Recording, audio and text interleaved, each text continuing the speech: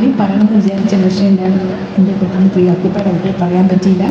ചില പാട്ടുകൾക്ക് എന്താ പറയുക, അദ്ദേഹം പറയും ഞാൻ ചെയ്തതല്ല ഗുരുവായൂരപ്പൻ തന്നതാണെന്ന് പറയും. പക്ഷേ ഞാൻ പറയാവുന്ന ഓരോരുത്തരുടെ ഭാവനയിൽ നിന്ന് ഉദിക്കുന്ന ഓരോ സംഗീതം അതിനൊരു തെറാപ്യൂട്ടിക് ഒരു ഇതുണ്ടെന്ന് പറയുന്നത് പോലെ ഈ ഒരു ഗാനം ഇത് തുളസി തീർത്ഥം എന്ന് പറഞ്ഞ ദാസേട്ടൻ്റെ തരംഗിണിയുടെ ആൽബത്തിൽ വന്നൊരു പാട്ടാണ്. ഈ ആൽബം എല്ലാം എല്ലാ പാട്ടുകളും വളരെ വളരെ വളരെ സ്പെഷ്യൽ പാട്ടുകളാണ്. ഇനി എത്ര ഡിവോഷണൽ പാട്ടുകൾ വന്നാലും ഈ ഒരു ആൽബത്തിനെ മറികടക്കാൻ നമുക്ക് വരില്ല എന്ന് ഞാൻ പരിപൂർണമായിട്ട് വിശ്വസിക്കുന്നു.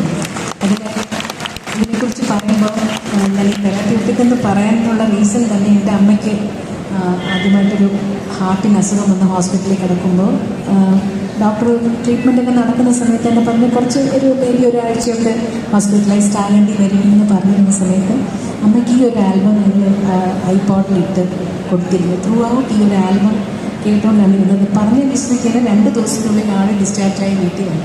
അതാണ് ആ സംഗീതത്തിൻ്റെ പവർ. ഈ ഒരു ആൽബം എനിക്ക് എൻ്റെ ജീവിതത്തിൽ മറക്കാൻ പറ്റില്ല.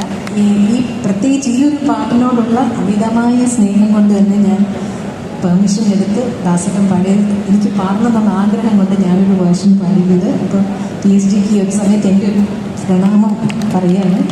ചേർന്ന് ചുമലൂർ കൃഷ്ണൻകുട്ടി സാറിനും അതുപോലെ അദ്ദേഹത്തിൻ്റെ വരികളാണ്. ഒരിക്കലും എന്താ ഡിവോഷണൽ ഒരു മേഖല നിലനിൽക്കുന്നിടത്തോളം കാലം ഈ പാട്ടുണ്ടാവും എല്ലാവരുടെയും മനസ്സിൽ. Thank you sir. അടുത്ത പാട്ട് പാടാനായിട്ട് നമുക്കൊരു സ്പെഷ്യൽ ഗസ്റ്റ് ഉണ്ട്. ദൈവത്തിൻ്റെ കയ്യൊപ്പോടുകൂടി ഭൂമിയിൽ ജനിച്ച ഒരു സ്പെഷ്യൽ ഒരു മോനാണ്. എനിക്ക് വളരെ പ്രിയപ്പെട്ട ഒരു മോനാണ് സുധീഷ് കുട്ടൻ. പാട്ട്